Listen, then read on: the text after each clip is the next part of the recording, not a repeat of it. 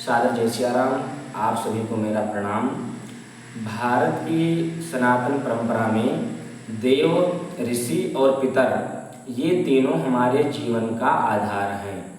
देव हमें शक्ति देते हैं, ऋषि हमें ज्ञान देते हैं और पितर हमें जन्म, शरीर और संस्कार देकर जाते हैं। इसीलिए शास्त्रों ने कहा है मातृ देवो भव, पितृ देवो भव, आचार्य देवो भव। माता, पिता और आचार्य ये तीनों हमारे लिए देवता के समान हैं।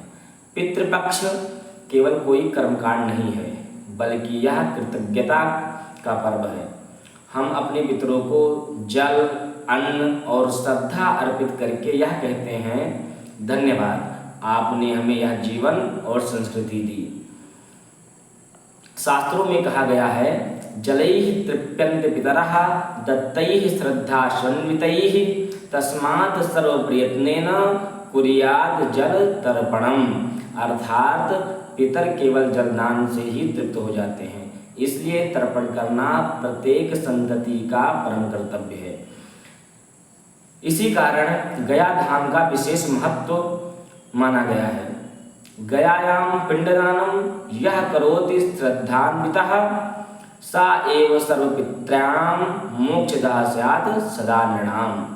गया में पिंडदान करने से समस्त पितरों को मोक्ष की प्राप्ति होती है।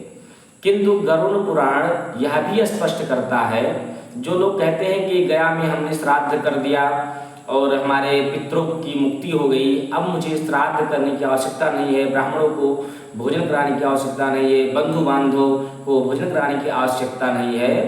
तो गरुड़ पुराण में यह स्पष्ट है, गयायाम पिंडदानम कृत्वा वार्षिकम कुर्यात्। अर्थात गया में पिंडदान करने के बाद भी प्रत्येक वर्ष पितृपक्ष में तर्पण और श्राद्ध करना आवश्यक है।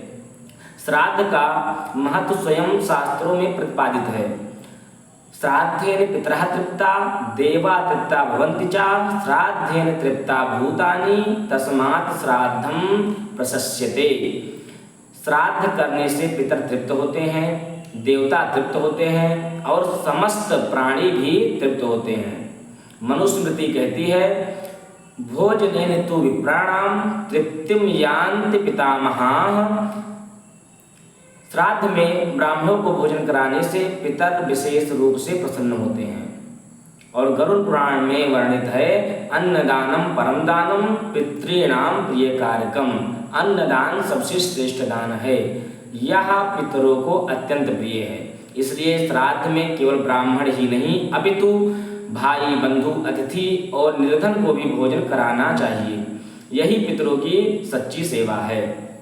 परंतु शास्त्र यह भी चेतावनी देता है कि गरुड़ पुराण में कहा गया है, श्राद्धं न कुरुते मूढ़ा पितॄणां नास्ति तस्य वै असंतुष्टाः पितरेण तस्य नश्यते सर्वदा। जो मूर्ख श्राद्ध नहीं करता, उसके पितर असंतुष्ट रहते हैं और उसका कुल वंश क्षीण हो जाता है।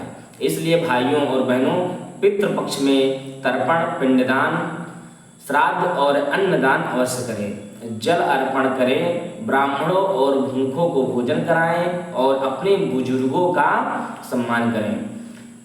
पितृभ्यः श्रद्धयायुक्तं श्राद्धं परम पावनं तेन तृप्यन्ते पितरः प्रीता यान्ति परां गतिम्। यही है पितृपक्ष का संदेश। श्रद्धा से स्मरण, जल से तर्पण और अन्न से तृप्ति। पितरों को प्रसन्न करके हम अपना वर्तमान और भविष्य दोनों सुखी बनाते हैं। सादर जय सिया राम। आप सभी को मेरा प्रणाम।